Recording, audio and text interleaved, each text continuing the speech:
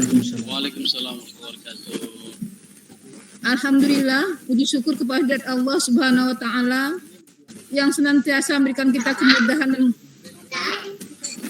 rahmat sehingga kita pada hari ini bisa bertemu walaupun hanya secara virtual dalam melanjutkan perkuliahan kita.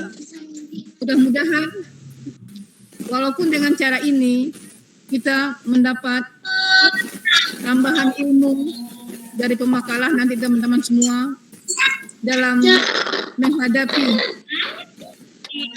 hidup dan kehidupan kita ini. Salam kepada junjung kita Nabi besar Muhammad SAW yang tak pernah kita lupa dan tak pernah kita lalai dalam menginginkan salawat dan mengingat atas jasa-jasa beliau yang telah memperjuangkan dengan darah dan keringat beliau untuk memperjuangkan umatnya sehingga kita sebagai umat Nabi Muhammad SAW sempat dan bisa menikmati manisnya Islam, istiqamah dalam melaksanakan ibadah sesuai dengan anjuran dan ajaran beliau. Baiklah Bapak dan Ibu-ibu semua, pada hari ini kita melakukan perkuliahan yang ke-6 ya. Dan tertinggal satu yang ke-5 kita ini. Mudah-mudahan perkuliahan ini ada manfaatnya bagi kita semua. Dan terlebih dahulu saya mohon maaf kemarin nggak bisa hadir dan nggak jadi kuliahnya. Karena Pak Khairil mengasih informasinya pas sudah jam 13, sekarang kita kuliah Ibu. Jadi saya nggak bisa. Terus yang kedua, pas karena saya harus berangkat ke tempatnya Pak Solehin ada masalah ke sana sehingganya tidak bisa perkuliahan di hari Senin. Dan insya Allah pada hari ini kita bisa kuliah sama-sama. Hemat waktu kita persilakan pada Pak Zulfahmi. Ya sama-sama. Saya silakan pada Pak Zulfahmi Al-Faizi untuk menyampaikan PPT makalahnya dengan singkat, ringkas, dan padat, sehingga kita banyak waktu untuk mendiskusikannya. Kepada Pak Zulfahmi, waktu kita persilakan. Baik Ibu. Di-share screen. Okay.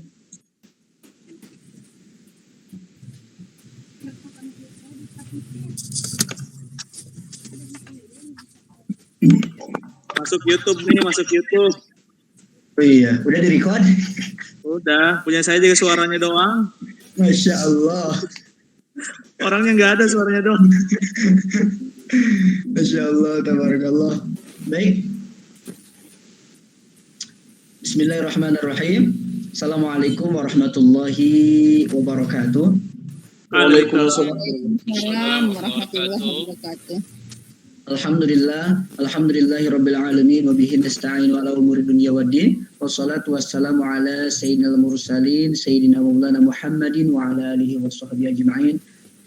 Alhamdulillahilladzi kana bi'ibadihi basiran basira. Alhamdulillahilladzi kana bi'ibadihi khabiran basira. Tabarakalladzi ja'ala fis samai burujan wa ja'ala fiha sirajan wa qamaran munira. Salatan wa salaman daimain mutalazimain ila habibina wa syafi'ina wa dhurrina maulana Muhammad sallallahu alaihi wasallam. Sallallahu alaihi wasallam. Sallallahu alaihi wasallam. Al-Fatihah. Ibu doktor yang saya hormati, teman-teman seperjuangan yang saya hormati, dan semoga Allah Subhanahu wa taala selalu menyehatkan dan selalu melindungi, selalu menjaga teman-teman semuanya. Amin ya rabbal alamin. Teman-teman yang dirahmati Allah Subhanahu wa taala, pada kesempatan kali ini saya Zulfahmi Al-Faizi akan memaparkan sedikit mengenai memahami makna pemberdayaan puasa dalam pengawasan diri yang disusun langsung oleh Zulfahmi Al-Faizi.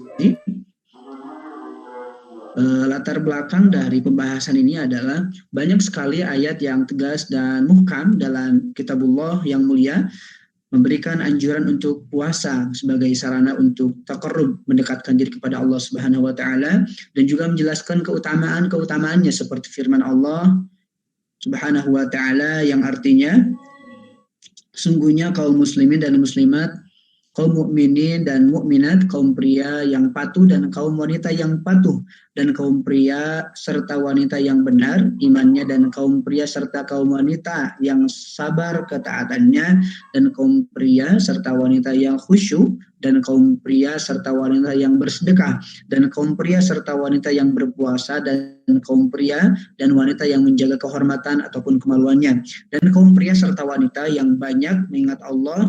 Allah menyediakan bagi mereka ampunan dan pahala yang besar. Surah Al-Ahzab ayat 35. Dan Rasulullah SAW bersabda dalam hadisnya, telah menjelaskan dalam hadis yang perisai dari neraka. Allah Subhanahu wa taala telah mengkhususkan satu pintu surga untuk orang yang puasa. Puasa bisa memutuskan jiwa dari syahwatnya, menahannya dari kebiasaan yang jelek hingga jadilah jiwa yang tenang.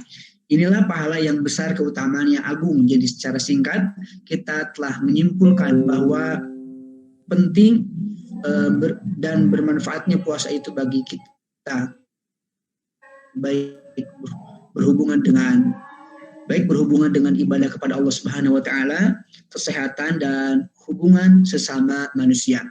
Adapun tujuan dari makalah ini adalah sebagai berikut: menjelaskan definisi dari puasa, menjelaskan bentuk-bentuk puasa, menjelaskan hikmah dan faidah puasa Ramadan ataupun puasa lainnya, menjelaskan cara menentukan awal puasa, menjelaskan amalan-amalan dalam berpuasa di bulan Ramadan.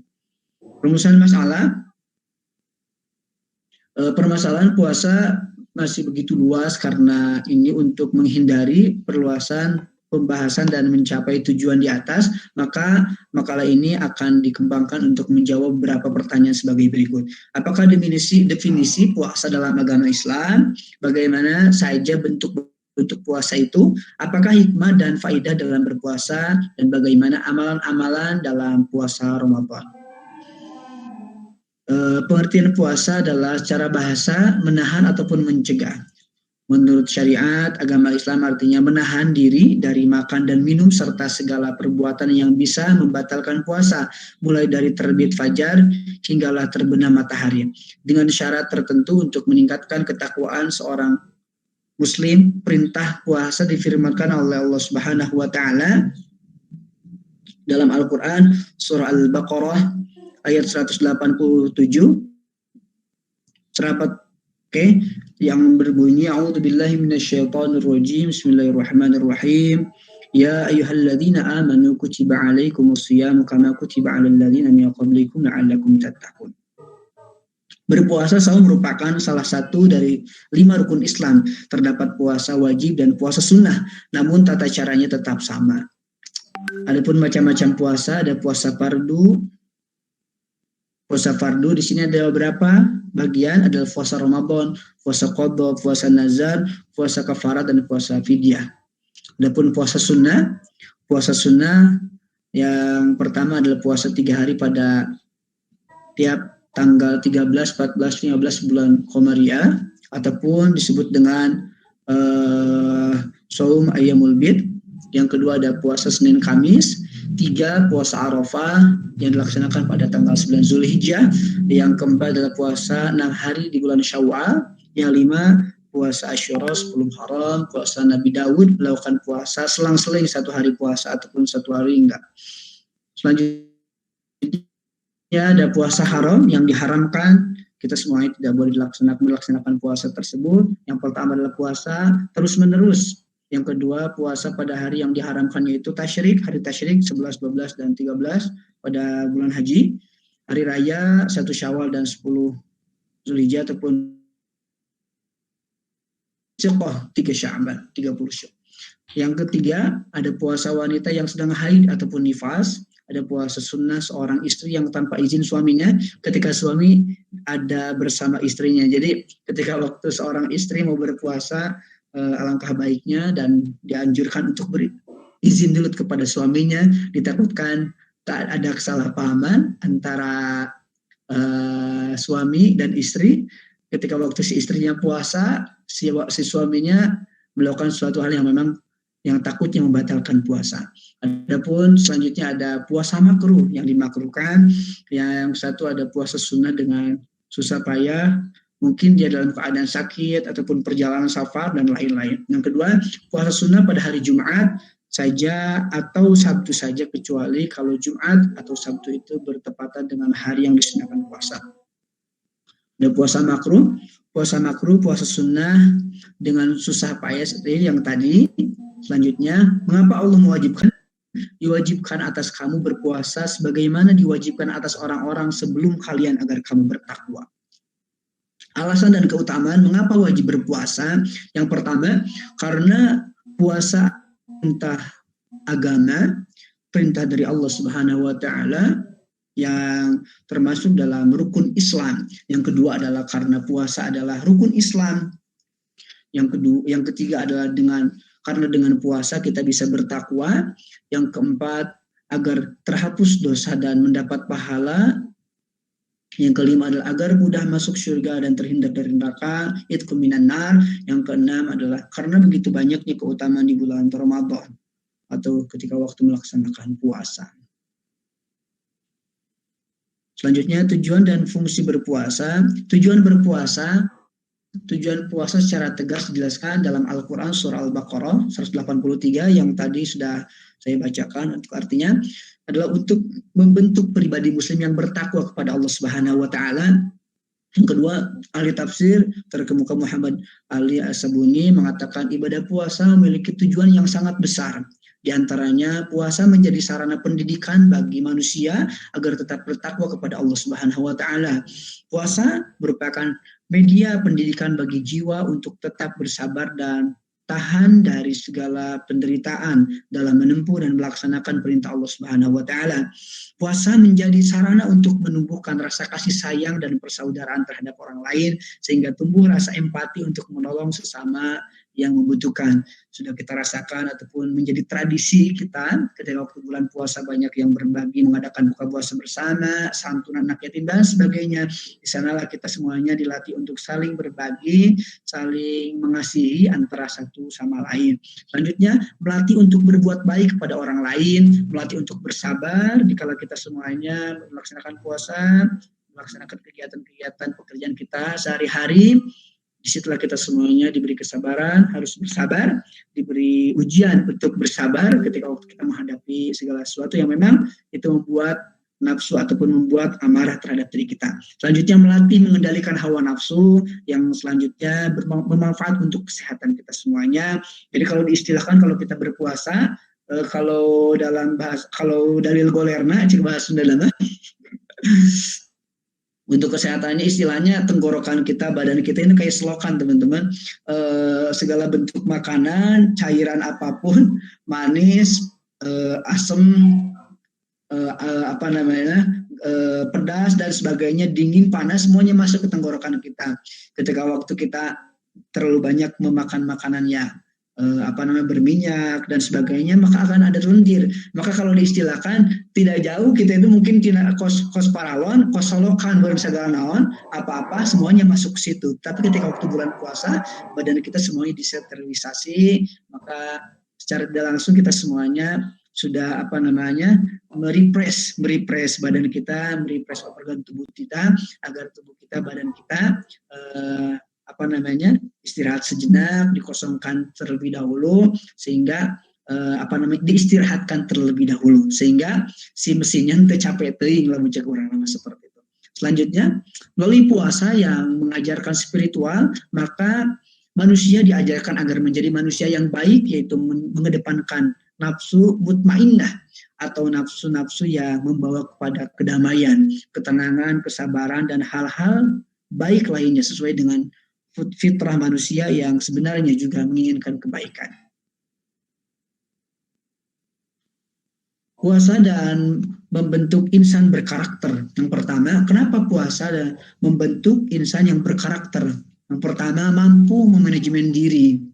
Manajemen diri, di sini kita semuanya dilatih dan dituntut untuk berdisiplin. Berdisiplin seperti apa? Kita bangun tidur, harus jam segini, harus tepat waktu karena kita semuanya harus melaksanakan sahur. Jadi kalau kesiangan kita bakal kesiangan, tidak sahur seperti itu. Makanya kita semuanya dilatih untuk berdisiplin, manajemen diri, manajemen keluarga, manajemen waktu dan sebagainya. Yang kedua, berbuat jujur. Berbuat jujur ketika waktu berpuasa kita semuanya pasti diuji dengan kejujuran kita masing-masing. Karena kalau puasa ini yang hanya tahu kita dengan Allah Subhanahu wa taala. Mungkin kita bisa berbohong kepada saudara kita, teman kita, kerabat kita, tapi kita semuanya hanya tahu dari kita dengan Allah Subhanahu wa taala. Yang ketiga, bertakwa kepada Allah Subhanahu wa taala agar kita semuanya menjadi insan yang bertakwa. Yang keempat, gaya hidup sederhana. Nah, sini gaya hidup sederhana. Yang kelima, tahan uji cobaan. Yang keenam, meneguhkan dalam bersikap. Kesimpulan, puasa memiliki fungsi, yaitu puasa sebagai sarana pendidikan untuk manusia agar tetap bertakwa, melatih untuk bersabar dan mengendalikan hawa nafsu. Selanjutnya, melalui puasa juga yang mengajarkan spiritual, maka manusia diajarkan agar menjadi manusia yang baik, yaitu mengedepankan nafsu mutmainnah atau nafsu-nafsu yang membawa kepada kedamaian, ketenangan, kesabaran, dan hal-hal yang baik lainnya, sesuai dengan fitrah manusia yang sebenarnya juga menginginkan kebaikan. Puasa juga membentuk insan berkarakter, dapat membuat manusia menjadi bertakwa, jujur, menahan diri, gaya hidup sederhana. Dan hakikat puasa ini merupakan sebuah tarbiyah, pendidikan untuk kita semuanya, untuk manusia. Kita semuanya masuk ke madrasah Ramadan. Di awal kita sama-sama untuk puasa, di awal kita sama-sama berpuasa, maka hasil dari tarbiyah pendidikan selama bulan Ramadan, maka dilihat ketika waktu setelah selesainya bulan puasa, setelah selesainya lebaran. Karakternya, sikapnya, apakah ada perubahan, apakah imannya lebih bertambah, imanu yazid aw yanqus. Nah, makanya lulus atau tidaknya ujian Ramadan, lulus enggaknya, natijahnya seperti apa selama bulan Ramadan dilihat ketika waktu setelah selesainya melaksanakan puasa. Seperti itu, mungkin cukup sekian dari pemaparan yang saya sampaikan. Mohon maaf bila ada perkataan ataupun tutur kata yang kurang berkenan ataupun kurang tepat. Mohon dimaafkan jika ada salah, datangnya dari saya. Jika ada benarnya, itu datang dari Allah Subhanahu wa taala. Ingat, dengan ilmu hidup akan mudah, dengan seni hidup akan indah, dengan agama hidup akan terarah. Syukuran alhamdulillahirrahmanirrahim. Tamaniyatuna lana jami'an bitaufiq wan najah. Assalamualaikum warahmatullahi wabarakatuh. Waalaikumsalam warahmatullahi wabarakatuh. Alhamdulillah. Mungkin selanjutnya mungkin teman-teman ada yang mau menambahkan?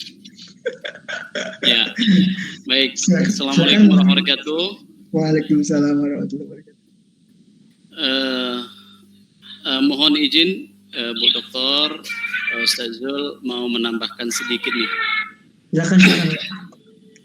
Ya, Masya Allah apa yang disampaikan oleh Ustaz Zul tentang puasa, kemudian juga dengan puasa itu akan mendatangkan kebaikan, gitu ya. Nah, Masya Allah sudah mantap sekali kalau Anda lihat. Kemudian mungkin perlu saya tambahkan adalah pemberdayaan puasa dalam pengawasan diri. Ya, ini kita tahu bahwa dengan berpuasa ternyata produktif seseorang bertambah. Kita lihat pada saat kemerdekaan Indonesia, ternyata itu juga di hari bulan Ramadan misalkan ya, berpuasa juga ternyata bisa lebih produktif dan menghasilkan suatu titik tonggak sejarah Indonesia. Kemudian kita lihat perang Uhud juga ternyata pada waktu puasa juga. Nah, di sini menunjukkan produktif bisa dijadikan Perang Badar. Perang Badar itu juga waktu puasa. Nah, alhamdulillah dengan berpuasa itu juga meningkatkan kepada umat muslim kepekaan, juga perjuangan yang semakin semangat. Nah, dan alhamdulillah bisa betul-betul puasa itu memberikan pemberdayaan dalam pengawasan diri, juga dalam perjuangan umat muslim tersebut. Demikian tambahan. Terima kasih. Masya Allah, tabarakallah. Benar, Ustaz.